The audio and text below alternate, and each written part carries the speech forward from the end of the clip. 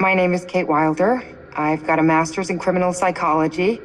I'm an investigative journalist and hope to make a difference. Hey, we're here with Jessie Buckley to talk about Supermassive's brand new game in the Dark Pictures Anthology, The Devil in Me.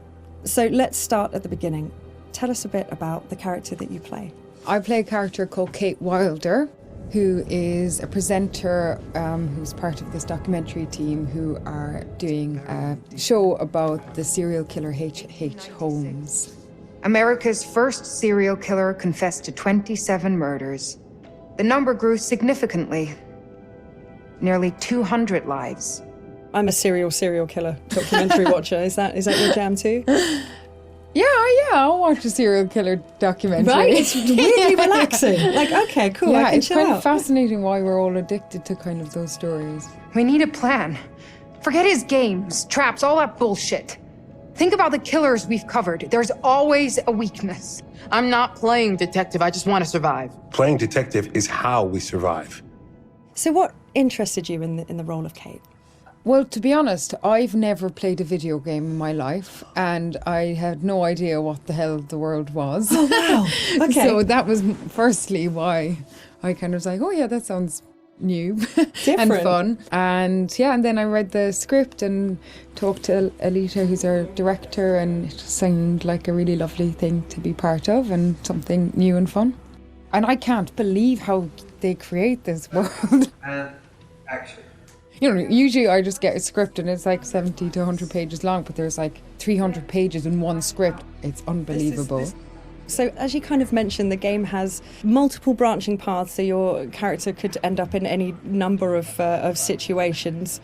What's it like to film a scene, multiple times with different endings? What I've found is like you can only be in whatever strand you're in at that time and figure out the emotion of it at that moment, because then you can offer up something completely different when you go into a different strand. And it's a very immediate experience, which I guess is also what a player will feel when they're doing it as well. So I just kind of try and keep my head in where we are right there at that moment. And if I was trying to think of what was happening in the other strand, it would be a disaster. It must be really hard, yeah, because you kind of have this mapping, I suppose, in your brain of what the outcomes could be, and then just trying to stay in that moment. It's very interesting stuff. So many things can happen to characters in the Dark Pictures anthologies. How do you make sure that Kate is always Kate, no matter what she's kind of faced with? Well, I guess before we started, we did a big read-through with everybody, so it was good to kind of get a handle on who she is in the context of the environment she's in, but also the relationships that are in the world as well. It just kind of reveals itself from the script, and I just kind of let her run free and see what That's so cool, happens to her. Yeah, I don't think anybody has continuity in themselves. I don't anyway. It must be very difficult. Yeah, really difficult. And that's it. I guess it's quite good fun to then go, okay, let's go with this and see where we end up. Well, I think also Kate lives on the knife edge of she has a genuine obsession and curiosity about serial killers. So there's part of her that's kind of running towards it and part of her that's running away from it, and all of them have come to be curious about H.H. Holmes, but also with that, you're kind of living a real life horror as you're going into this world. So, come on, Charlie. What do we know about this guy? And everybody's fantastic, and they're all such distinctive people, and they all somehow genuinely feel like a crew, Nice, yeah. You're going to have the kind of riffs. Charlie is thinking. She looks a lot like a temper tantrum. And the new fledgling loves, and then the kind of creeping horror of your life. What are you doing with your life? Sounds very familiar. Yeah, I think I've been there at 3 a.m. What is all of this? Okay, so let's talk about the setting that Kate finds herself in. I've heard something about murder castles, and I'd like to know more. So the production company that Kate works for, Lonnet Entertainment, they get a mysterious call from a stranger who says that he's basically made a replica of H.H. Holmes' Murder Castle. Wicked. And invites them to come and document it because he knows that they're interested in serial killers. And Lonnet Entertainment, which is run by a character called Charlie, is kind of hard up, but only Charlie knows that. And so even though Kate is a bit kind of resistant to go because it just feels like another kind of fuddy-duddy thing, they agree to go to this island as one last kind of hurrah. It sounds like absolutely nothing awful is going to happen. It sounds like a perfect setup. I'm going to have a cup of tea. Delightful. Yeah, lovely island. Very nice. Look! Years are the wine that fill the cup of time. So in the game, you've got quite a limited inventory. Which items would you take into the house if you could take anything? I'd probably take, like, I think, look, all these mad people are just in need of a hug.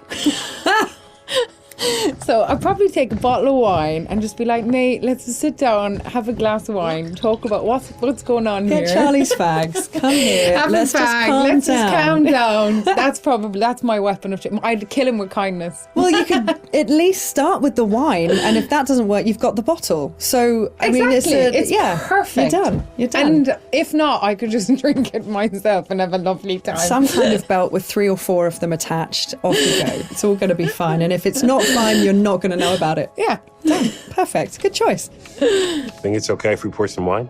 God, please do. So you've mentioned the chase scene with the other girls. Was that fun?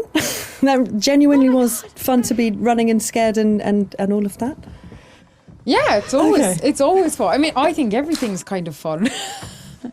So, thank God it's not something that happens regularly in your real life. So when you get to be part of something where it's super heightened and surprising and otherworldly things can happen, and you've got these 2 excellent kind of birds beside you who are like fighting off the demons, and you're genuinely scared and you're kind of doing it together, it's it's brilliant fun. Move your ass! Go! I've been around mocap. I've seen mocap. It fascinates me. What was that like? And more so, what's it going to be like to see your face in a video game? To wear a mocap is like, I mean, you just feel like you've got a huge nose because you've got this cycling helmet on, but then it has a huge beak at the end where there's a camera. And sometimes when they're putting it on, you can see the other actors already kind of lined up, and it's very close. It's very scary. No! You're gonna kill me! But yeah, I think it'd be super interesting. I don't know, maybe I'll look a bit better. They'll doctor me off or something. Kate's just a better version of me. Yeah, it'd be really interesting. It's going to be very cool. As far as, let's say, traditional acting versus video game acting, what were the differences? Was there a huge kind of difference between the two? I'd say the main difference is just the speed at which you work when you're making a video game. You still have the same intention, and narratively it's the same kind of experience because you're creating characters together and you're creating a world together, and our wonderful director is like interacting with us as a film director would. And also you're on a stage where there's little square boxes and there isn't a costume, that's something that's added later, and all that's being caught is the emotions on your face.